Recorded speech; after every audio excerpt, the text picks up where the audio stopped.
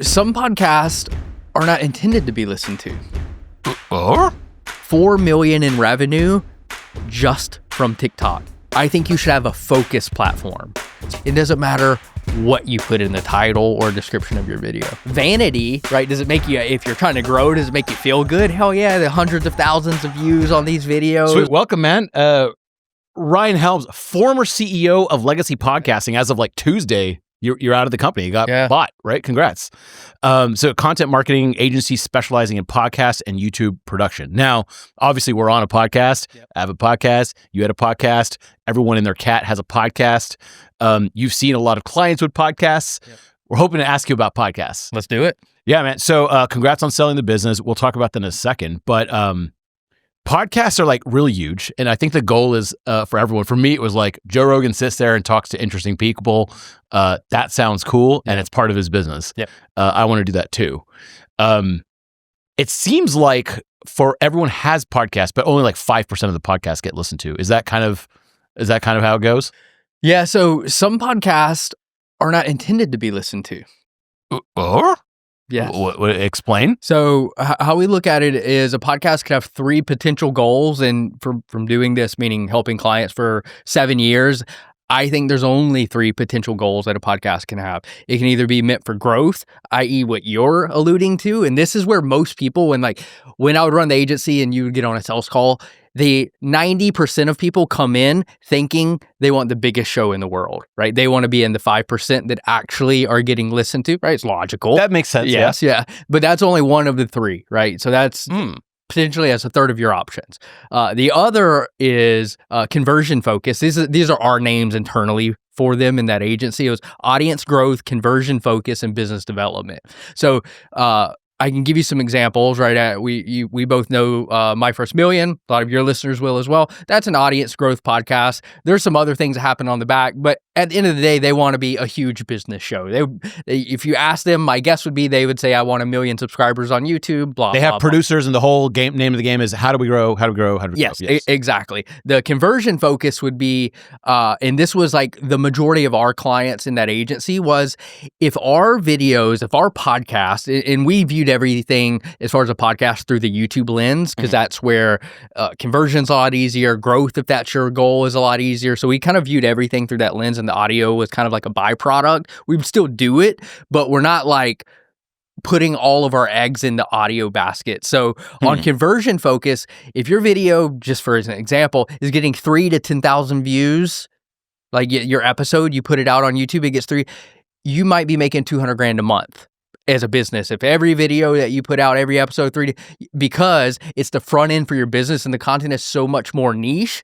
And then as you go into like the business development goal, you might not even, our client, like it wasn't I would say maybe 15% of the clients in that agency had like a business development goal. You might not ever look at your stats because your goal, like when we would report out like success metrics to those clients, the goal at the top, like the main metric wasn't you got this many downloads this month, this many views this month, this many subscribers. It was how many conversations did you have with ideal people that you want to develop business with. So that's what I mean by like some people, their goal. So it's like a sneaky way to meet people. Yeah. You still like, there's a lot of people that do it in a slimy way. We never do that. We still try to produce great content that has the potential to reach 1 million people or whatever. But as far as expectations, this is why people quit content. They're doing business development and expecting audience growth. 2 different strategies. I've never heard it broken down like that. Interesting. Yeah. So your expectations have to match what you're doing. You would never, for example, you could be, I'll use that actual client example. There's a lady that is a client of the agency, been a client for like 3 years. She runs a corporate wellness company. And all she wants to do is sit down with like directors of corporate wellness or whatever big companies like Kellogg's and Adidas and stuff like this. You would never be disappointed because your interview with some wellness director at Kellogg's didn't get 100,000 views. Like you should be surprised if it did. Because people aren't actively seeking that content. You don't wake up and go, man, I really want to watch or I should repeat that. a lot of people aren't waking up and saying that. There's a small subset of people that might be. So it's really like adjusting expectations according to what you're trying to actually do. Oh, so interesting. I mean, I just assumed the goal was growth for almost everyone. Now, I had my buddy Ross Hudgens. He runs a company called Siege Media. They do like SEO, content marketing at like large scale, like for Fortune 50 companies, like that kind of thing. And I always asked him, I'm like, dude, your stuff is so good. You have a whole team doing video. Your videos get like 900 views. He's like, yeah, but there's like less than 500 companies in the world that could afford our services. Yeah. And so he was okay with going the low view route and just doing business development. So if he's interviewing the CMO of Nike, you know, not that many people are going to be interested of that high level conversation, but he's just like, but if we get their business, it's $10 million a year. Yeah. So I was like, oh, okay, that makes a lot of sense. Who cares about doing like, here's how to do SEO for beginners? That stuff like just doesn't bring them any business. Yep. Interesting. You said something interesting over here, audio versus video. I had a little call with you. That's how we met on X. I follow your stuff. And I was just like, I have this audio podcast for my Swipes email where we just put out an audio recording and it gets views by like the same 400 to 1,000 people. Yeah. And it's literally me reading out an email, which is, look, that's not good podcasting. Do you do it or is it AI? No, it's me. Okay. It's me. It doesn't take long. I have the whole process set up to where it literally takes like 6 to 10 minutes. Cut and print, and then computers are fast, so it renders really quick. It takes no time at all. Yeah. So I was doing that, and I was just like, man, this just isn't growing. And then I talked to a bunch of other people. Even my buddy Noah Kagan has a 1 million+ YouTube channel. Audio podcasts still like 5,000 downloads per time, which is respectable, but not compared to his YouTube numbers. Yeah.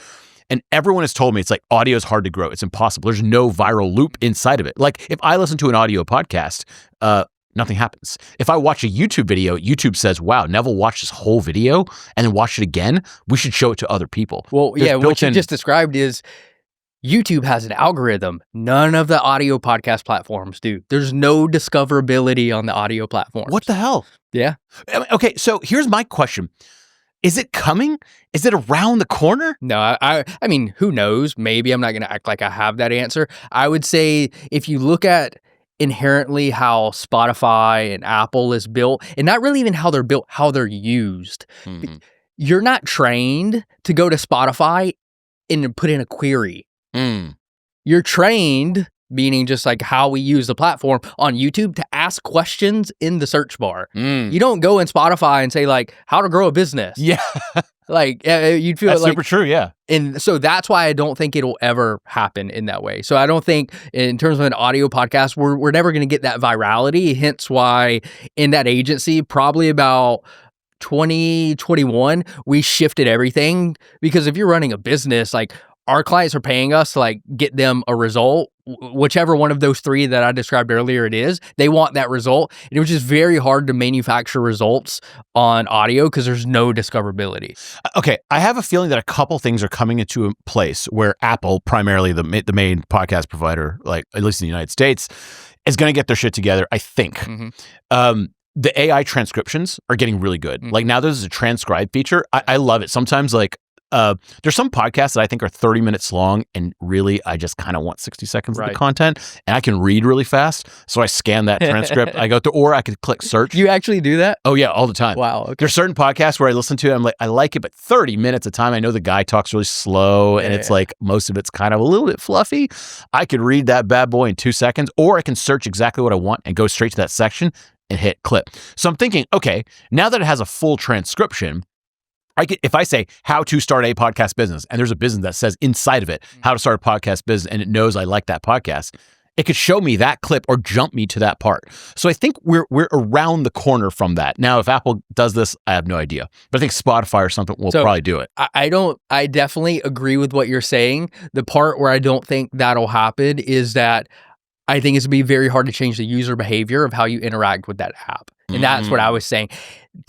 For someone to realize and to keep remembering and to keep going in and querying in Apple Podcasts versus like searching on Google or in Grok or on YouTube, I think that's where it's much more natural and we just like default to these things. Well, you know, it's kind of funny because Google does this already. So if you type in like a really specific thing, how to start a reptile business in Florida with a podcast, and someone on a video has said that before, it'll actually show that clip and jump you to that part of the video. Mm-hmm. So I do this all the time for like home projects, like how to fix a broken fence post or whatever. And it jumps me to a specific part of a video. Yeah. So I think it already does that, but YouTube's taking the charge on that. And it's for video podcasts. Right. Audio is just like left in the dust.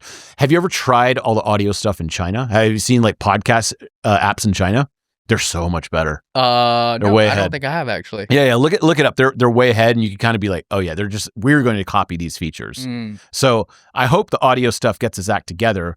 But you said there's no difference between audio and video. You just do a video, like we're doing a video right now, and then I'm going to put it on my audio feed. But I'm just taking the audio file .mp3, pop it in. That's the podcast, right? Is that the way to grow? Yeah, like my thought around this is if you're going to put time, effort, and energy into creating podcast content, like do it in a video first format. And again, let the audio be a byproduct. Even if it's like some things aren't like, maybe you pulled something up on screen or you showed something with like a little piece of B-roll. I wouldn't even worry about those details. I think about everything through like 80-20 principle. And if it's 80% good enough, just throw it over on audio. Don't worry about creating a totally different version of it or anything like that. As long as it's somewhat conducive to listening in an audio format, I'll just roll with it, knowing that you're not going to build, unless you started a podcast like 2017, the chances that you build a big audio podcast, I would guess is like 0.001% chance. Yeah. Okay. So let's say you're a company like Ahrefs or Kit or something like that. You're selling a software product. Yep. You're a profitable company, and now you say we got to get into podcasting. Yeah. How do you track from the how do you monetize and track from the podcast? Is it still the same way of like use code KIT and get 20% off, and then you say, okay, this many people use the code from the podcast. That's how they track. Yeah. Or is there any better way? So what you're describing is one of the reasons why I say YouTube is a much better path just in general, because if you're just doing audio, you got to like, you're driving down the road and you're like, use word KIT, and then you get home, you got to type in the URL. You forgot about it by then, right? Dude, yeah. It's gone. Whereas if I'm watching a YouTube video, and this is like when I would do sales calls in the agency, like I had a couple like things that I always had in my back pocket that I would just like give to people as like quick wins, just make the sales process go better. One of them that I could almost always depend on that was super low hanging fruit was if I go to your video, and if you're doing this because this works on audio audience growth side of things as well. But if you have a business and you want to sell like your copywriting course or something on the back, if at the top of your YouTube description isn't a call to action with a URL, you're leaving so much money on the table, because I think about every video that you put out, and I almost like, I don't even like the word podcast anymore, because I think we should just talk content. The way we do a podcast is I think puts a lot of people in a box, and they're like, all I can do if I'm a content creator that does podcasts is interview people. Yeah. And it puts them in a box, and we need to say, what is the outcome that we want? What type of content do I need to create to get this outcome? Maybe a podcast is a piece of the content strategy. I think for very few people, a podcast is the content strategy. I think it is a piece of the content strategy for most. And just to go back to finish my point, we treat every piece of content, every video, every episode, whatever you want to call it on YouTube, as a landing page for the product or service or whatever the outcome is that we're trying to drive. And I always tell people, what's one thing every landing page has? A button to take the next step. So that's why we use that call to action with that link at the top of the YouTube description. Because if you're watching on desktop, it's different on mobile. But if you're watching on desktop, you're watching the video and the link is staring you in the face to take the next step. You were 100%, if you spend more than probably 60 seconds watching a video, looking at least down and seeing that link and reading that call to action. Interesting. You told me on a call, we had a quick 30-minute call, and you looked at my YouTube page, and it's like all just interviews, right? Just like this interview. And to me, that's pretty fun. Now, does it result in business? I'm not really sure, actually. I don't know. And you were like, I think what you need to do is like 50% interviews, 25% talking head, 25% reaction video. Yeah. Why is that? More shots on goal for different types of content formats. So what you'll see is a lot of content creators. So there's There's two guys that crush it on YouTube right now. Both of them are called Dr. Mike. One of them. The big that's guy. one of I know them. his business partner. Yeah. That's one of them. There's another Dr. Mike as well that's more of like a medical doctor. But what's interesting about them, if you go back and you look at their content catalog, they were doing a ton of talking head content.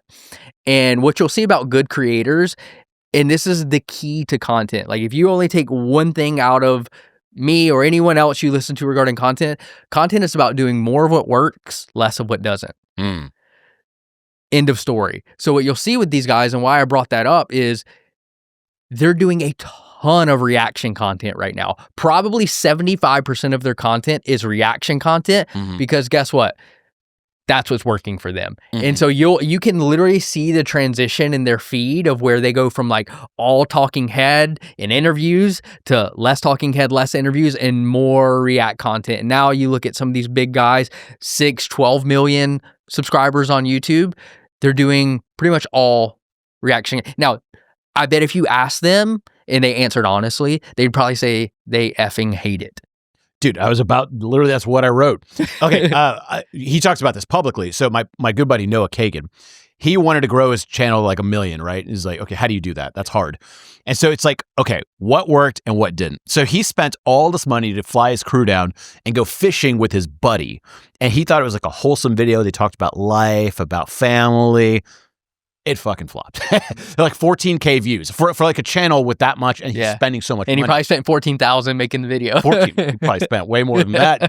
Producer, planning, blah, blah, blah, salaries. I mean, he probably spent, legitimately way more than that, actually. So they went in the hole, and that did nothing.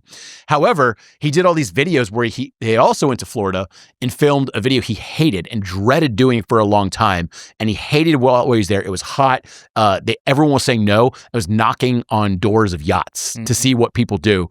And we were all just hanging out. We're like, let's watch both videos.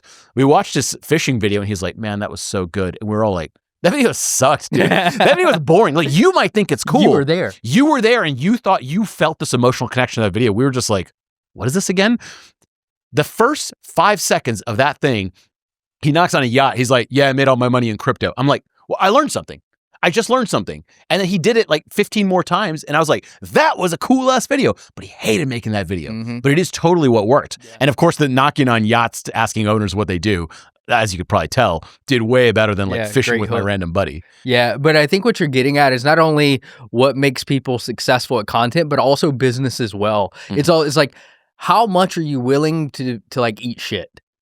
Right. I was talking to a guy this morning, actually, before I came here. And so we grew that agency primarily through cold email and sending literally thousands of cold emails every day. And this guy gets on the call and he's like, dude, cold email is just not working. And I was like, well, how many are you sending each day? He's like, well, yesterday, 2 of my campaigns ended. I booked no calls and I sent 300 emails. I was like, 300 a day for how long? He's like, no, 300 in total. And I was like, you're just not taking enough shots. Like and he just doesn't want to do the work to get all the leads and personalize the stuff and do the follow-ups and blah, blah, blah. It's the same thing with content. Like oftentimes people don't want to do what it takes to be successful. And I'm not sitting like on a high horse saying that I do, but we send probably 3,000 emails a day in that agency with content. Like when I start doing content again next month, I'm only going to do it based on the numbers. I'm going to be doing exactly what I'm telling you. We actually went to the bathroom together a minute ago, and I was telling you. That sounded bad. That sounded bad. We both had to go to the bathroom at the same time, separate stalls. That is true as well. But I'm restarting my podcast. That's going to be one of the formats. I'm going to be doing talking head content, and I'm going to be doing content on LinkedIn. And I'm going to do that for about 3 months straight. And at the end of the day, I'm going to kill everything that's not working. I'm going to focus on the thing that's moving the needle. I mean, that's why I killed the audio thing. Yeah. Because I was just like, man, the same dedicated group of people really love it. And if I don't include this in my swipes email on Friday, people are like, hey, where did it go? But it's just like, it didn't grow. So I was just like, I can't keep investing energy into something like this. If you're looking at it through a business perspective, those 4 to 1,000 people have probably already bought from you. And they're not going to buy anything else from, or maybe they will, but like you've, and this sounds bad, but you've extracted the value from that audience. And if it's not growing, you have to be selfish as a business owner and say, all right, this isn't moving my needle Well, but you know, so the other reason, the main reason was I hate making content that doesn't last. Yeah. So when I read March 5th, 2025's swipes email, by March 10th, it's old, right? It's done. Like, and then in 3 months, who's listening to this anymore? There's no reason. However, if I say if I title this "How to Make the Best Podcast Ever" or whatever, someone in 3 months can still watch this and it's still great. It's still great content. So I think it's just not evergreen content. So it's like a news site or something like that, where it's like CNN or Fox or whatever. They got to keep pumping out news every day. Yep. That's the draw, not necessarily timeless content, which is what I would want. I think Wait But Why, you know that guy? He makes timeless content. I see some of his articles and still read them. Like, written in 2014, still fresh as ever. Great. Because it has something to do about life, or it's something that's not going to change that often. Yeah. So, but there's a real opportunity in creating what I would call like news cycle type content as well.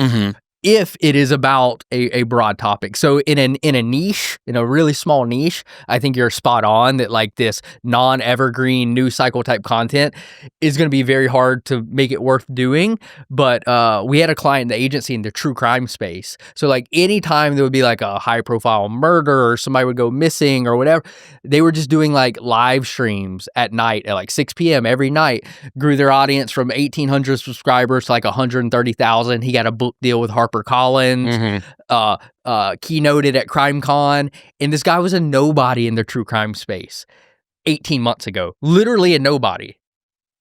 You know what this reminds me of? Like the financial markets, right? Like, why is Bitcoin dropping right now? Why is Bitcoin crashing right now? Why is Bitcoin going up right now? Yeah. Why is S&P? Like, those types of things are like, you could talk about those timely. I think that makes sense. For me, we're talking about like copywriting and marketing. So I don't think that it changes on a daily basis. Maybe if you're doing AI or something like that, I can imagine that like you're trying to keep up with that pace. So one thing is, going back to like what Noah, we're talking about Noah. He's doing the fishing video. He has 14K views, knocking on yachts, bazillion views, right? Now, sure, he didn't like it, whatever. But is that the right views? Because like sometimes when you go chasing views, I can go, like if I look at all the other copywriting channels, marketing channels, it's like how to make your first $10,000. Those are going to be the biggest keywords to go. How to be a freelance copywriter, make $10,000 a month doing anything. And you get a lot of people from different countries like India or something like that searching those types of things. It's usually not the right customer. How do you discern that? So where's the line of like, okay, you want to grow versus, I don't know, how do you delineate that like problem? Yeah. So fantastic question, and the one that not enough people ask. And I'll give you an example from somebody that actually lives here in Austin that worked and still worked with the agency. So I became friends with him. He ended up hiring the agency to help him with content. So he's in, his name's Sean Chasm. Okay. He's in the anxiety niche. So he's got like a coaching business that helps people overcome anxiety, gets all his leads from YouTube.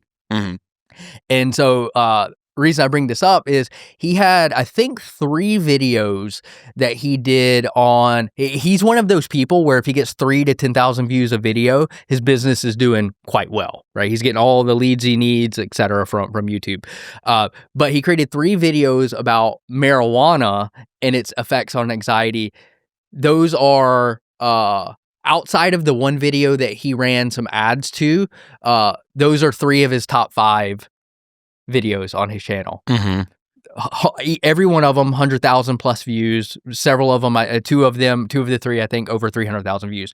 Anyway, they filled up his sales team's calendar with bad leads. They're not the right people. So vanity, right? Does it make you, if you're trying to grow, does it make you feel good? Hell yeah, the hundreds of thousands of views on these videos, like, but he was like, dude, I never want to talk about marijuana again because they just brought in all the wrong kind of people. Those people and the type of anxiety they have is not the type of anxiety we help people overcome.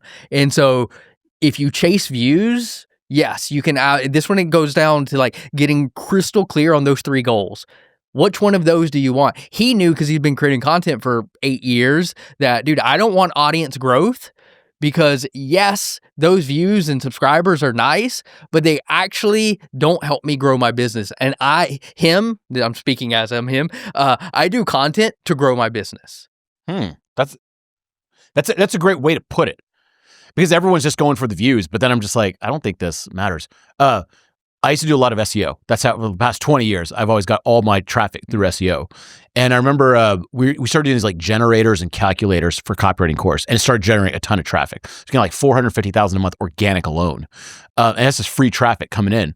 And then we switched our domain from copywriting course with K's to C's. And for 8 months, we lost all of our traffic. You know what it did to the business? Really nothing. Really nothing. Why is that? Well, that was at first I was just going for, and at the time, just in retrospect, now I'm just like, well, that was stupid. So I realized I was being dumb, but it was just like, we get so much traffic, but I forgot to ask, like, how are those people converting to our product? It is pretty hard to track sometimes, by the way. Oh, okay. So what you're saying, it's not easy to track. It was bringing in you're making the same point I was making. Yeah. A lot of people, but not the right people. It was vanity numbers. I show people, I'm like, hey, check out this page. Look at my stats page. And they're like, oh, look at all this. I know SEO. Turns out not a lot of those people were buying. Yeah. Now, it did help in certain ways. Like having high traffic gives you some sort of social validation and stuff like that. But it just wasn't the right traffic. Yeah. And then if I was looking at what was actually bringing in sales, it was like people were searching for like, I need a copywriting course. I need a free copywriting course. I need like copywriting terms, basically, right? Like just the stuff you would think. Yeah. So that was a big lesson learned. And I think with podcasts and social, some of the clips I get will really hit. And we actually post on TikTok. I don't even know how to log into TikTok, but we have an agency that like posts on TikTok. If someone will get 100,000 views, I don't think it does anything. I mean, literally nothing. It feels cool. Yeah. It feels cool. And it does, like, if you have a bunch of 100,000 plus or million plus like videos, people go to your page and go, oh, this must be like a thing. Yeah. So they do think that. I guess that helps. So there's also, yes, it does. And I was of the same belief as exactly what you're just describing until probably about 3 months ago. There was, we got a lead through cold email in the agency. His guy's name's Bill Harper. Really interesting. He's probably, I don't know how old he is. He's got gray hair, so I'm guessing he's low 50s would be my guess. So not your like TikTok avatar is the point I'm trying to make here. Low 50s, white guy, runs a branding agency selling pretty like higher ticket stuff, like probably like 20 to 80K range type branding stuff. And we got on a call the first time. This is when I was still doing sales calls in the agency. And he told me he booked, I think it was 562 sales calls from TikTok in 2024. Wow. From TikTok. And they did 4 million in revenue just from TikTok, selling $20,000 to $80,000 branding packages on TikTok. And most of his TikToks, just like what I was saying about like conversion type content, what I learned was not only does that apply on YouTube, but it applies on TikTok as well, because his videos aren't getting millions of views. They're getting 5 to 50,000 views on TikTok, and he made $4 million selling very high ticket services off of TikTok. Is he making a pitch inside of each one? It's like, contact me for branding. He's just talking about like, here's a cool branding tip. And then people say like, this is the guy for branding. Yeah, just like super informal as well. Like literally records it on his phone and posts it himself. Wow. No agency. I'm kind of lying. He does have an agency that he does some like more formal stuff, like sitting behind a desk and scripted. But the videos that actually do the best are him when he's just like walking down his stairs, like talking about some branding related term or concept. And it crushed for him. Yeah. TikTok like crushed for him. And that was, I know it happens a lot, but that was the first person I talked to that was like not the TikTok avatar. Cause you'll get on, you'll talk to people and they would say like, oh, but my avatar isn't on TikTok. And I'm like, well, like this dude just totally like blew that. Was he making stuff for TikTok or was he making it for Instagram and then kind of cross posting to TikTok? No, he's making it for TikTok. Yeah, I have noticed that. And tell me that, is this what you see with clients? Right now, we like pre-schedule a lot of posts and post it to like LinkedIn, Instagram. And I will say each one's like a little different. Like if I were to write a post specifically for Instagram, it'd probably be slightly different than if I was going to write for Instagram. It'd be very different if I'm posting it for X. So when you make one content and cross-post it everywhere, I feel like it's not exactly the best way. Right. It is one of the ways I can stay sane and post on all these platforms because man, I can't log in. Right. LinkedIn and TikTok, it's too much. Yeah. So I don't know, do you notice that? Like if you just focus on one channel, you kind of silently crush it there? Yeah. So this kind of is in line with one of the things I commented earlier around like expectations. And what I mean is I think you should have a focus platform. So you can still do this like cross-pollination strategy where I'm going to post on LinkedIn, X, Instagram, etc. But like, what is the one you actually care? Like, The other should be like, holy shit, that hit. Like amazing. Wasn't expecting that. But you should have the one you're trying to grow. Like I'm making it for this platform. And if anything happens over here, that's just like icing on the cake. And so that's how I view it, is like, yes, because there are nuances, you should have a platform that you're making that piece of content for. You just happen to repurpose it to other platforms as well. Hey, it's Neville here. And let me tell you something about making all this content. It costs time and money and effort to make all of these things, and we put them out for free.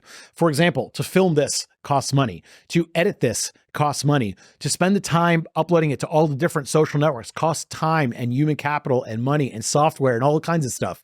And all I ask for you in return is to just like, subscribe, and comment to something. This is a free way that you can return to me. You never have to buy anything from me ever, but I really do ask that you just click the like button. It's free for you. Or maybe even leave a comment, or maybe share it with someone.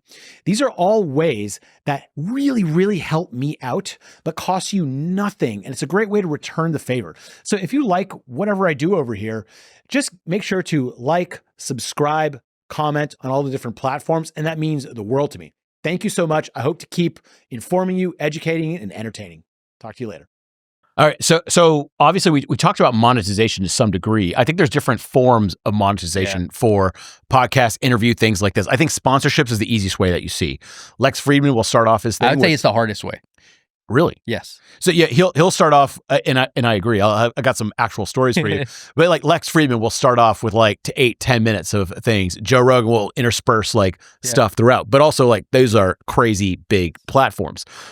Is it easy for people? Like, I don't see most small podcasts getting sponsorships, or if they do, it's like bullshit stuff. It's not very good. So I suck at public math, as they would say on MFM. I love that because it resonated with me so well. But why I say it's not the best way to do content is you need a really big show. And most people, I can talk about some exceptions, are going to want to pay based on CPM. And in podcasting, it's about, if we just generalize things, $25 per 1,000 listeners. Listens, right? And so you do the math and you're like, wow, just to make $1,000, I got to have how many downloads? Yeah, we're going in the hole over here then. Like just to rent the studio or something like that costs exactly. money. Yeah. So for most people, CPM model just doesn't make sense because you have to have like insane scale. Now, there are some like hyper niched people that have done quite well. So one of my buddies, Harry, he has a podcast in the vertical farming space. And I know he sells probably like 8 to 20K type sponsorship deals on that. But he gets like 2,000 downloads a month, 2,500 downloads a month, somewhere in that range. But they're so niche that you can frame it, and he taught me this. I'm not going to take credit. He frames it as, how much would you pay to go to a trade show and be in front of 2,500 people that are hyper interested in vertical farming? I guarantee you would pay, if you count flights, hotels, your salaries, dinners, you'd pay way more than $15,000. So what I'm doing is I'm actually probably going to save you $15,000 and get you in front of higher engaged, higher quality people. So when you have a super niche audience, that's the route to go. I'm almost jealous when I meet people and like, I like, marketing, internet, AI, like just like very competitive. Yeah. Like a lot of people are into that kind of thing. I really wish I was in like a very small business. There's a client that ran a train services company. They'll have a train yard and they like refurbish train cars and rails. This is like basic stuff like that. But the minimum engagement that companies are talking to them is like hundreds of thousands of dollars minimum. Like, I mean, just like entry level small project is over the price of a house, right? And I was just like, wow. If you could just, and there's not that many people in the world interested in those services, maybe hundreds, like you're saying, maybe 2,000 in the world. Yeah. And I was just like, man, if I was into one of those industries, I bet I could really clean up, because a lot of those industries are so backwards that no one has like a good personality. No one's really like a popular person in that industry. I met another guy. It's not sexy. There was a newsletter conference recently, hosted by Matt McGeary here in Austin, and there's a lot of people there. There's a guy named Sam, not Sam Parr, but another guy, and he had a newsletter for defense contractors. So it's like generals and stuff that are in charge of like the F-35 Lightning program that costs $50 billion, whatever. Like, these are the kinds of decisions they're making. Like, what jet engines should we buy for this fleet of planes? Yeah. As you can imagine, these are big ass contracts. There's very few people, meaning that the technology is very low. I think the skill set of a lot of these people is honestly pretty low. And you can get in front of the entire industry, the decision makers, but with an audience of like 800 people. Yeah. I mean, maybe even less. And I was just always like, maybe we should just move into one of those industries. Have that guy run it, and I run all the stuff behind the scenes. It's boring. It's right? boring, but it's just like there's not a lot of competition, if any. Yeah. Your competition is like the stereotypical still sending faxes. Yeah. Like the purchase orders are sent over faxes. We almost have to like learn how to send a fax again because like, how is that even possible? Yeah. My buddy Eli just told me that he's Eli Travel Guy? Yeah. He was on here. Okay, cool. The last guy. Yeah, so he told me he started consulting. He went to a Tony Robbins event and he met some guys there, and their business is like crushing. And he started consulting with them because they know nothing about the internet. He was like, "So are you guys using Loom or anything like that?" They were like, "What's Loom?" Like, and he was like, every single thing that I mentioned, these guys had no clue what it was, zero clue. And so he's like, just consulting, helping them, bring them into the new world. But these guys are printing millions of dollars, and they're just doing it by picking up the phone, calling people the good old fashioned way. And I think us as like internet native people, like, we just don't do it because it's almost because it's boring. Like, well, also, but you know what? I always think about this. I'm like, these people are dumb, and I think that's the common advice online. And then here's the thing: I work with these people. Here's the reason they still do it. It works. Yeah. If that is how your industry works, yep. then you adapt to that industry, right? Just like if everyone in the industry was using AI to make their blog posts, then like you have to adapt to use AI to use your blog posts, right? So what they're doing is like they have such a small network of people that if you have 4 customers in that industry, that's your whole business. Mm-hmm. If you have 15 customers, you can manage that on the phone. For me, I have to have like hundreds of customers, thousands of people, hundreds of thousands of people. I can't do that over the phone. Yeah. So naturally, I have to get good at these more scalable ways. So you're just kind of adapting with your industry. And if you're in an industry of trained consultants and there's 50 customers, you can actually form an actual on the phone, in person, having a dinner with relationship with those people. That is possible. I think it's like what a human is capable of, roughly like 150 like reasonably close connections. And beyond that, it's just like the time doesn't make sense anymore. Mm-hmm.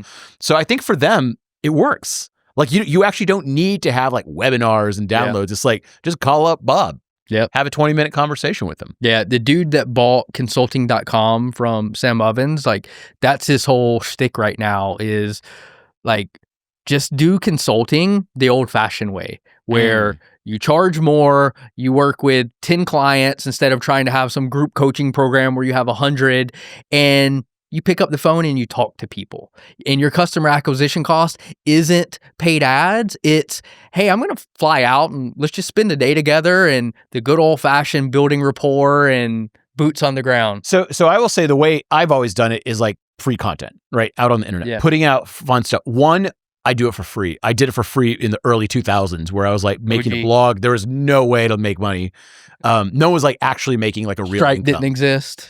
Just like credit card fraud was rampant. I mean, just the tools weren't there. WordPress was kind of just getting going. How old were you when you started? Oh, I was in high school. Oh, wow. Yeah, I made my first website was called Neville1.com. And I had like GeoCities and like all these like old school things. But it actually, it's kind of funny. Back then, it was so opposite that like if you got a lot of traffic, you told people to stop linking you. Like if someone was linking my images, I'd be like, hey, you can't do that. It was called hot linking back then. Now you're like, send me all the traffic because it's free now. Yeah. Like you don't pay for traffic really. It's not a cost. So it just was a different time. So I was doing this for free whether I wanted to or not. Like I liked doing it. It was fun for me, and I think I'll continue doing it the rest of my life, I assume. Yeah. However, there are some ways to like make money out of it. And so the way that people find me is like they'll follow my blog or my email list or podcast for years before they buy something. Yep. One person just told me they've followed me for 9 years. Or someone's like, I've been following you since Nevblog era, which is like my first like real blog I had. That's 10 plus years old. I don't know, 15 years. So, and then they finally bought like something for $500. Another company hired me for $15,000 that was following me for years. And was like, hey, I loved all these little things. And I was like, what, do you follow like the podcast emails? They're kind of like, I don't know. I just see your content everywhere. They don't even know how they follow Yeah. me. It's just like across social. It's timing, man. There's just no, and they finally needed some help with something, and they're like, I think Nell will be good at this. We have the budget for it. Let's do it. So it's kind of like, it's a weird way to monetize like that. So when you say podcasts are just content, Mhm. is that the way you see it? It's like you throw a bunch of shit out in the world and hope someone comes. Is that just? Yeah, and you listen, right? You like, to your point about stopping the swipes thing, like if there's like, you've done it long enough and there's very clear data that says, maybe this isn't getting what I want, like maybe you don't do that anymore. Mhm. But otherwise, yeah, I think you just want to be there, because this same thought applies to how I view cold email, which I said that how we grew that agency was through cold email. We will put the same lead through 4 different email campaigns, Mhm. because it's not, is the email campaign good? That's a big piece of it, but it's also, am I hitting them at the right time? Right. And so a lot of times it'll be like, I'm not kidding, it'll be like the 18th email someone's received from us. Yeah. And they book a call and they talk to me like, I that was the first time I ever emailed them. Dude, so glad I got your email at the perfect time. I'm like, I guess the other 17 weren't at the perfect time. And it's the same thing with content. You got to just keep putting it out there, because somebody's going to see that content and it's going to be the right time when they need you. You mentioned while we were in the bathroom together, you mentioned that you were like, you had an old podcast feed. Was that like legacy podcasting? No, it was called, it was before I even had a business. I was still in the corporate world. It was called, I started it to literally learn about making money on the internet. It was called Hustle to Freedom. Okay. Yep. And you said you've recently rebranded it. Maybe the third time you've by rebranding it, you log into YouTube and change the name. Like that's what rebranding Change is now. the cover artwork. The name. Now is it called Ryan Helms Podcast or something? No, it's going to be called Margin Makers. Margin. Okay. Yeah. So what's your thought process on naming a podcast? A lot of people have asked me, and I'm like, I don't know if there's like a way, because like Joe Rogan Experience works, but then like My First Million works. Like I don't know, everything can work, right? Yeah. Yeah. Does it matter at all? I think I'll actually go against what I'm about to tell you, but by how I named this podcast. But I think the less creative almost, the better. That way people don't have to figure out what it is. We talked about how difficult discovery is on the shows. There's a guy named Andrew, last name starts with a G. Can't pronounce it, not going to try to butcher it. He came to the podcast game, the audio podcast game, where we've talked about how difficult it is to grow, pretty late, like 2021, like sometime during the COVID phase. He had never had a show, never had an audience. He created the Personal Finance Podcast. That's the name, the Personal Finance Podcast. Blew up, getting like 80,000 downloads a month on it. Sponsors, the whole 9 yards. Literally, I told you I was renaming my show last night. When I was doing a quick little bit of research, I found he started another podcast called The Business Podcast. Yeah. And so he's just trying to capitalize on the little bit of search discovery that is there. But we talked about people don't query, but they'll type in stuff like business podcast. I totally do and that. so he's like, he's capitalizing on the little bit of opportunity there is by naming his stuff The Personal Finance Podcast, The Business Podcast. And because I had that same problem, and like there's always examples where it worked for this, like The Business Podcast works, but then there's examples where a bunch of other people tried to do that and it doesn't work. Yeah. So you're like, is it the person? Like, does the name matter? Or like My First Million was like about like making your first like couple of bucks. And now like both those guys, Sean and Sam, are kind of like a little bit beyond that. Yeah. And they talk about other stuff, and they're just like, we hate the name. But then like to the average user like me, I'm like, I don't mind the name. I didn't even think about it. Yeah. I think you think about it as like the host. Yeah. So I always wonder, like, does this even I think it matters at like small scale. And this is my personal opinion. I don't think everybody should be making content. Not everybody like has it. Right? They don't have, it's like not in their personality. And that's not like a bad thing. Like there's plenty of things I'm not great at. Right? That just because of how my personality and how I operate, it's just not my skill set. It's like some people aren't great at managing a team. I think that is a skill, just like creating content is. And what you'll see is a lot of people, they try to let money solve their content problems. And they're like, I'm just going to hire an agency or hire this person. Yeah. And it just doesn't work because if you don't have it, you don't have it. Like you can work on it. Like just have a long enough time horizon to say, I'm going to do this for a few years and get good at it. Don't think like I suck at content and I'm going to hire this agency and thus I'm going to be good at content.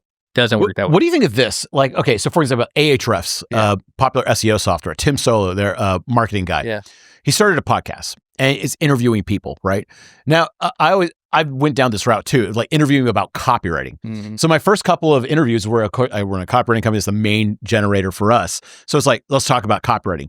Now, right off the bat, an audio podcast about copywriting, it's just like, let's talk about text that you can't see on the screen, right? Like, I always kind of hated that concept. So I was like, let's make it a video, but then it's difficult to like put screenshots. It says like copy is not like a very visual medium sometimes. Talking about design or something like logos, yeah, very visual, but it just wasn't the right medium.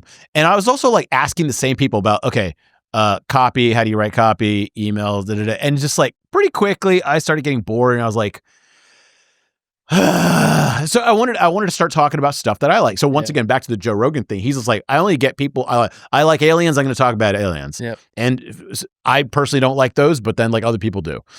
So I started talking about other stuff. So I think like the name of the podcast, if you called it like the Copywriting Podcast, and then I'm talking about like to Eli, the travel guy, about travel hacking, it kind of like doesn't gel as much, right? Yeah. So that's why I think just calling it like the Neville Medora Podcast. I don't know what to call it sometimes. Leaves it a bit more general. I mean, there's pros and cons to that. Like absolutely. I hate when people use, and I'm not saying this about the comment you made, but just in general, when people come in and be like, I want to do what Joe Rogan's doing. Like he just talks to random people. I'm like, what people forget is people aren't tuning in. They're partly tuning in because of the topic. They're partly tuning in because they have affinity for Joe, not the guest, for him. So they like him. He could call it whatever he wants or talk about whatever you know how many people are into aliens that weren't into aliens before? Yeah. Right? It's like that. And another example, just the aliens thing, I think he actually might have been in your program, Dr. Brian Keating.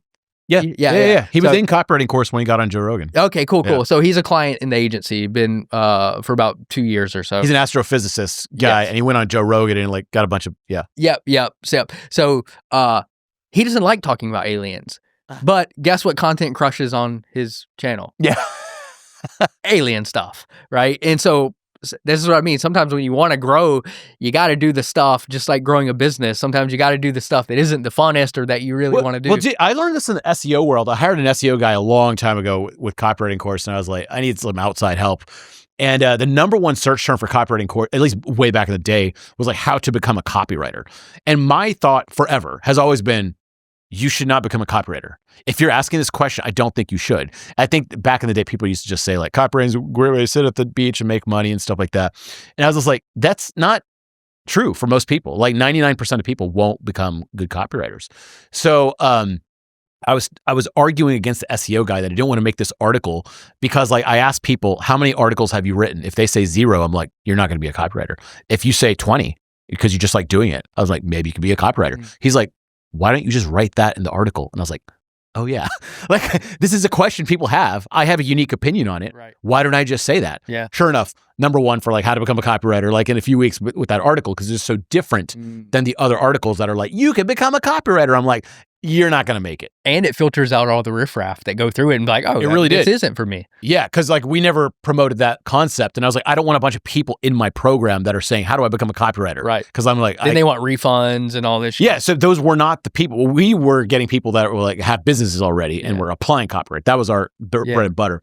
And he just said, why don't you make a video about that? So sure enough, for like Brian Keaton, people are like, he's like, well, I do astrophysics and speed of light. It's like, well, can you apply that to, could aliens communicate with us if there's a limit of speed of light? What if there's not? Yeah. That's an interesting question to most people. So from him, he's just like, aliens, that's ridiculous. But for most people, they're like, but you have interesting knowledge on this. Why do you think that's such a bad idea? Why do you think it's a stupid topic? Tell me.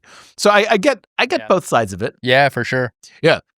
Oh, okay. So what do you think about short clips to advertise? It seems like everyone's going a clip route, and now there might be, I think like 2022 was the year of clips, I think. Like a 5-minute like excerpt from... No. I'm talking short form. Shorts, YouTube shorts, Instagram Reels, TikTok. I think TikTok pioneered it. Yeah. They were the first to go like all short form. Yeah. And then everyone quickly copied and it just worked. Yeah. I caught on that clips wave a little bit after that, and it definitely works. You get a lot of views. What do you think of the clips? It's just like a new discovery layer on the internet, because I certainly find stuff through clips. I just scroll sometimes, taking a dump or something like that. You're scrolling, and I'm just like, hey, this Bobby Lee guy is pretty funny. And then like after 50 clips I see of him, I'm like, oh, subscribe to the show.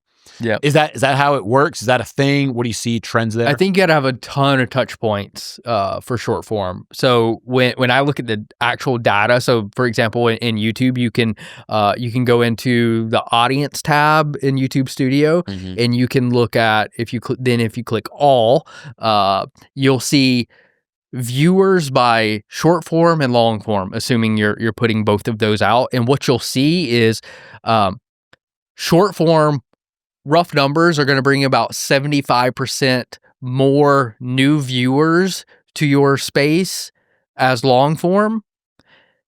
Then you go look at the next bubble, and it's returning viewers. Long form is going to bring about 75% more returning viewers than short form. So I'm way more bullish on long form than short form, because again, if you have a business on the back of this, and that's kind of why you do content, is to bring awareness to your skill set and how you can help people, the chances that someone buys on the first interaction is low. So you need, you're literally, your business is built on returning viewers. So you got to do the thing that gets you the returning viewer, so you can continue to build the trust. Because you got these like super funny people like a Theo Vaughn or a Bobby Lee, but like we're not them, right? And our topics are unfortunately way more dry. We're not comedians, right? We don't make people laugh for a living. Well, I bet other comedians are out. I've seen a lot of comedians that post and they get they try to do what Theo Vaughn does, just a solo pod, and they don't get it. It's just like Theo Vaughn is kind of, that's like comparing to Oprah. Yeah. It's like these like kind of one-on-ones. Yeah. Theo Vaughn is like the third most popular podcast on the planet. Yeah. Right? He's a one of one. Yep. That's not common. He's hilarious. So yeah, he's hilarious. I think also with comedians, one thing I notice what they do is, if you think about it, comedians I just posted a thing about Louis C.K.'s world tour. He's going to 63 different cities, doing 100-something different shows. He's coming here. Yeah. He's going to all across the world in person, 3,000 to 9,000 people a night for a whole year, going out, like physically in those people's eyeballs can see him. So that's a different connection than just like listening to someone. Yeah. And so comedians are out there on tour. They're like a president going around doing arenas and stuff like that. They're touching points with all these people. And I think that's a big part of why comedians have such big podcasts. Yeah. Like I think and people forget, Joe Rogan's a full-time touring comedian. So same thing. I think he's actually going out there talking to the people and stuff like that, which is a little bit different than like, oh, we're just talking and then like we're not doing the show on the road or anything like that. There's something different about that. Yeah. Yeah, and that's part of their art form, right? It's easier to do in front of a lot of people than it is a few people. Yeah. So content marketing. So I think you've kind of, from talking to you, I assume you've made this shift from like podcasting is a different thing than content marketing. It used to be like blog posts, social media, podcasts. Now like, okay, Twitter used to be only text. Then it was videos. Oh, sorry. Then it was images. Then it was sort of videos. And now like they've put more emphasis on videos. Instagram was only pictures. Now it's like essentially all video. And then you could also post text like as a screenshot format. So it's just like every social media platform has congealed into this like text, image, video thing. So content marketing, it used to be separated into different buckets. Now it's kind of like you have your podcast, but then you put the clips on X and then you put the clips on TikTok. They become and your social. It all becomes the same thing. So is it just like, what's your opinion on where this is going? Is it just like content marketing and it involves like audio, video, it's all the same thing now? Like what's your mindset on this? Yes and no. I firmly believe the first thing and this is uninteresting, right? So maybe not the best response for a podcast, but the first thing you got to do is figure out what you're trying to accomplish, because that will dictate everything else. Like, the answer is yes and no. Like for some people, like a podcast is just a part of their content overall, and they're going to be doing a lot of other things. If my goal is business development, the only content I might do is a podcast where I just interview people that are an ideal fit. That might be the scope of my entire content strategy for a multi-million-dollar business, right? but it all comes down to what is the outcome. Like if Dr. Brian Keating wasn't trying to get 1 million YouTube subscribers, he probably would not be talking about alien stuff at all, ever, right? But his outcome, the thing that he wants, dictates that he does stuff that reaches a broader audience. And the example I gave earlier with Sean, like he wants to make money from his content, but he doesn't need a bunch of people that have anxiety from smoking weed to be booking calls with his sales team. So you literally have to, step one is figure out what are you trying to accomplish and not have this shotgun approach. I'm going to do everything. That's actually a great point. Yeah, I remember with SEO, which I still think I'm pretty good at. The problem is if you get some of these bigger terms, it's not the right people, right? If you just say like 25 best David Ogilvy ads, that's like very light traffic, and they go to copywriting course and it's like sort of an overlap of like ads, copywriting, and they see it and they're like, okay, cool, whatever. They just don't buy. However, for a site like swipefile.com, 25 Ogilvy ads, and then they say, holy shit, there's all these other ads here. It actually makes a lot of sense to get that traffic. So I've actually been switching a lot of all that content to Swipefile, where it's just like generic big traffic things. Makes sense for Swipefile, and that's the kind of traffic we want. Versus copywriting course, what I've noticed is like, there's like 5 posts that bring in all the traffic. Do you get a bunch of business for copywriting from swipe files? So there is a good amount of overlap because we talk about ads, marketing, and stuff like that. The whole point of Swipefile is like collecting marketing from around the internet. It's like the modern Swipefile of the internet. I saw somebody else talking about Swipefile sometime this week. Really? Yeah. Where at?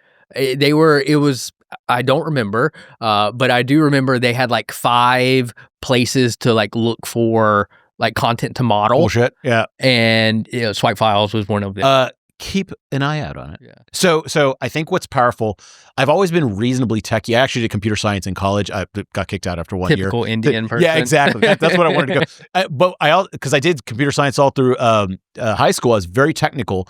And being technical, especially now, I think is going to be even more powerful with all the AI stuff. I kick myself in the ass for not being any technical. Well, or you partner with developers or something like that. But like, I think just making content without some sort of programmatic experience now is going to be harder. It used to be you just grind out blog posts and that's great. But now there's a thing called LLMs that could do it probably better than you. Better and faster. If not 75% as good as you right now, and 1 billion times faster. So like there's obviously a world where like these things are going to be integrated. So Swipefile, we're actually posting 3 times a day on it. We'll probably get what does that mean? Like new creative, new swipes. And I'm not going to get into all the technical details, but like there's a whole system behind the scenes that we created to like allow this rather than just like trying to make 3 different blog posts a day. But we'll probably get to like 5 or 10. And actually the number is not important, but the interest, like if you want email examples, go to Google Images and type in email examples and it'll give you 500 million examples. Go to Pinterest. There's a shit ton of examples. The thing is like, what's a good email? They're not curated. Yeah, exactly. What's a good email? And that is a very difficult thing to get because people don't share that. So for example, there's a site called Really Good Emails. It's a cool site, but what it should be called is Really Pretty Emails. So they just collect all the different emails that look awesome, but I'm like, I know for a fact that just looking awesome doesn't mean a goddamn thing. Yeah. You can send a really bad email with just plain text and white background and black text and do really great. In fact, probably way better than the nicely designed ones. So it's kind of like, that's what Swipefile is, collecting all the marketing across the web that could possibly help spark good ideas for you. So that's a place where we're trying to get a lot of generic traffic that actually thrives. For copywriting course, I'm like, I have to shift my mindset that like this site can get less than 10,000 visits a month and still be bigger than ever. That's all we need is like 5 keywords. That's the only things that are bringing in traffic. So just go after that. And so that's been an interesting shift to notice for those types of things. And did I see you post about you're getting, I don't remember for what site it was, but you're getting some LLM traffic now? Yeah, that's interesting. So I call it SEO 1.0, which is like basically tricking Google to show you the first thing and doing all the things at once because Google was stupid back in the day. Now Google's very smart. You don't need to call it Ryan Helms podcasting service. It knows. Yeah. It just knows. It's smart. It's like a human now. So all that little SEO, like the H1 tag and all that, all those like the slug needs to be named right. They have like these like 1% effects. It's like taking a liver supplement. Overall, it probably does 0.5 or 1% stuff and they're just eating well is probably most of it. So I think it's like that. But SEO 2.0 is interesting. So it's almost the same as SEO 1.0 as putting out a lot of content, but I think it's putting out more of your experiences. So if someone says, how did Ryan Helms build a big podcast company? Instead of a post about like how to build a podcast company and then have like this generic long ass post like back in the day, instead if you're just like, here's what I did with exact examples of what I did, and then you post personalized things, the LLM can say, hey, I can use this for my answer, and it links you. So we're seeing as Copywriting Course and Swipe File, ChatGPT is currently the 5th most popular traffic source. Why that's significant is not only is it a traffic source, it's like YouTube level or better. YouTube being notoriously the best traffic. Like if someone watches you on a YouTube video, then clicks your description, the time on page is like a minute 30 plus on average, which is huge. It's also the highest converting stuff. So ChatGPT, while it's still 5th most popular, so normally kind of like whatever, but it's sending the most amount of conversions, and those conversions That's crazy. Are good conversions. That's wild. Yeah. So that's why I'm like, wait a second. Instead of completely dismissing SEO in its previous form, it's like, well, now put out a bunch of content that the SEO, that the AI can ingest and use, and then it will regurgitate my answers to its users. The other thing is, the thing that AI can now do within the last 6 months is watch videos.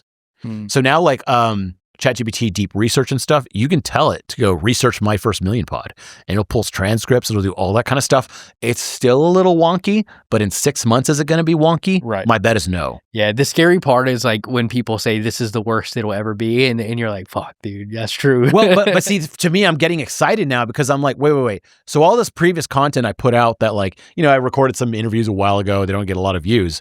Now AI is going to ingest that and be like, oh, Neville had this really interesting view on something. Yeah. Let's put that in there. Now we're talking.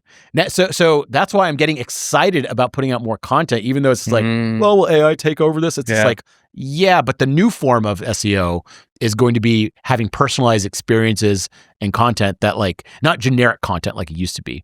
Here's the 5 top ways to monetize a podcast. Instead, I monetized a podcast with a funny t-shirt I wore at a conference. That's such a specific, weird example that the AI is like, finally something new, instead of bullshit like get sponsorships, whatever. So if someone says, show me unique ways to monetize a podcast, they go, Neville's got your answer. Yeah. And then they link me or a video or whatever. That's cool. Yeah, and then they come to me. You know, one of the things you said, this SEO 2.0, since we've talked a lot about YouTube and content, this is also applies to YouTube. So historically, and a lot of people currently still, they want to put a ton of keywords in like the titles and descriptions of their videos, but you can literally, and I mean literally, have a period in your description and a period in the title of your video and still show up for the keyword that you want to show up for. You don't have no tags, nothing like that in YouTube, just the content. What are you talking about in the content? That from a discovery standpoint, that's the only thing that matters is what are the words that you're saying in the content. YouTube is going to then determine what your content is about, because it's like this is their way to combat clickbait. They don't want you. They're not taking your word for it anymore on what this video is about, because all they care about is user experience. So they're saying like, hey kid, like, yeah, we got this. And so they're going to ingest your content. They're going to determine what the big idea here, what someone that's searching for X term would like here. It doesn't matter what you put in the title or description of your video. Zero. So when you do your podcast, it's going to be all YouTube first? Yeah, for sure. I don't need, honest to God, I might not even do an audio version. I probably will, just because, like I said, this feed that I'm using, I started in 2016, and there's probably tens of thousands of people subscribed to that feed. So it's like, but if I was starting literally from zero, most likely I would not do an audio feed. I pay for YouTube, so you can like watch YouTube on your phone. And I'm listening to podcasts all day. I'll probably listen to 2-3 hours of podcasts. And I mean, like sometimes like helpful podcasts, like My First Million, where I'm learning something, or something like Kill Tony, or just like goofiness, comedy, Theo Vaughn, just goofy, like whatever. You pick up stuff from it, but it's goofy.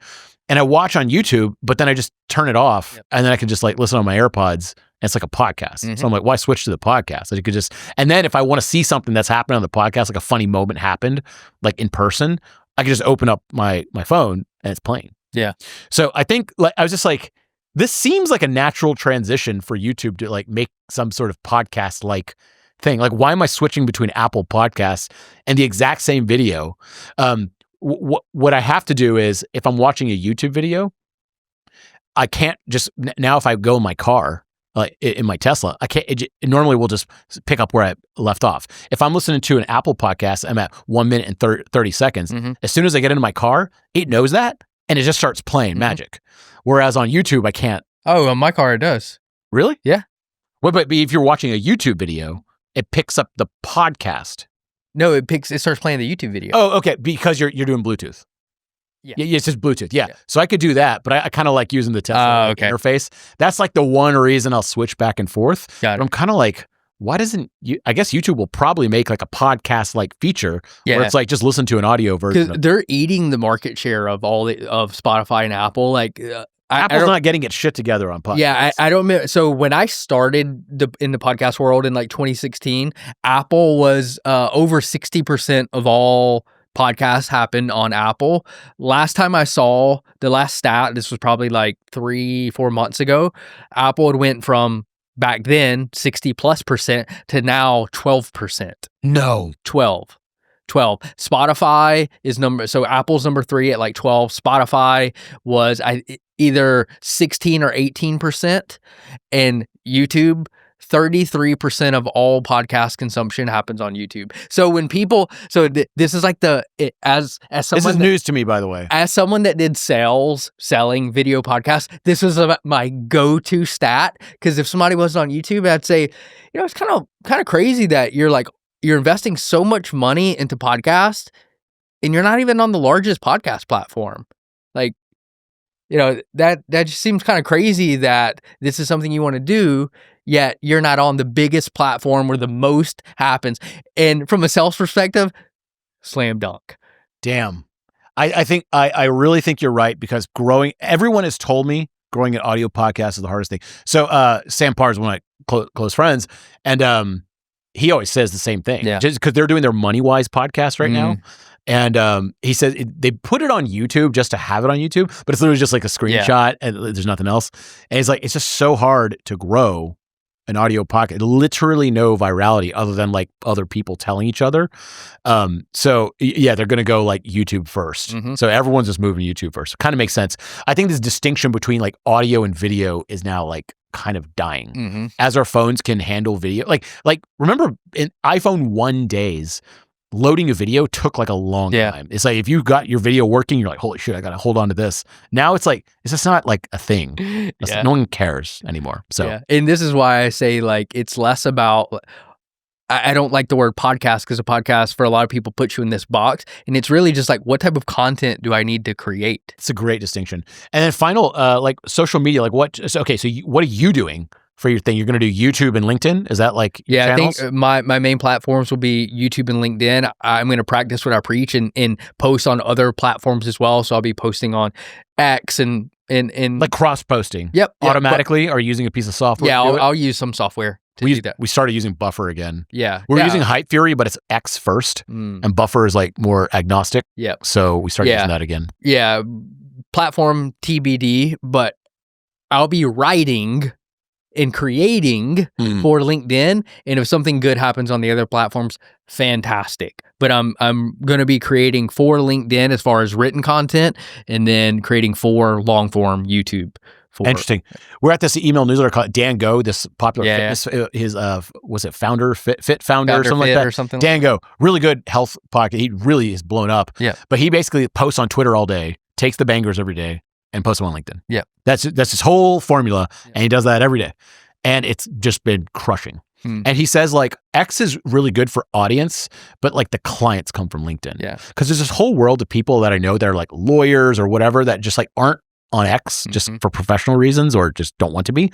But they are on LinkedIn. Everyone's on LinkedIn. Even if they don't like social media, they have to be on LinkedIn. So they're there. Yep. Cool, man. Thanks so much. Where can people find you?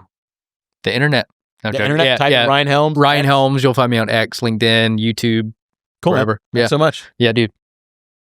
Hey, it's Ledor here. You may see me from some of this content and wonder, what does this guy do? So my main thing we have is called copywritingcourse.com. All it is is it's a simple video course that trains you how to become a great copywriter, write better emails, sales pages, promotions, email sequences, all those types of things, but also it is part service, meaning we have this really advanced behind the scenes forum where you can upload your stuff and myself and other writers will go improve it.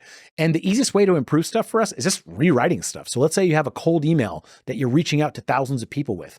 You upload that, give us some background information, and we can go rewrite it in the way that we see people get better conversions every single time.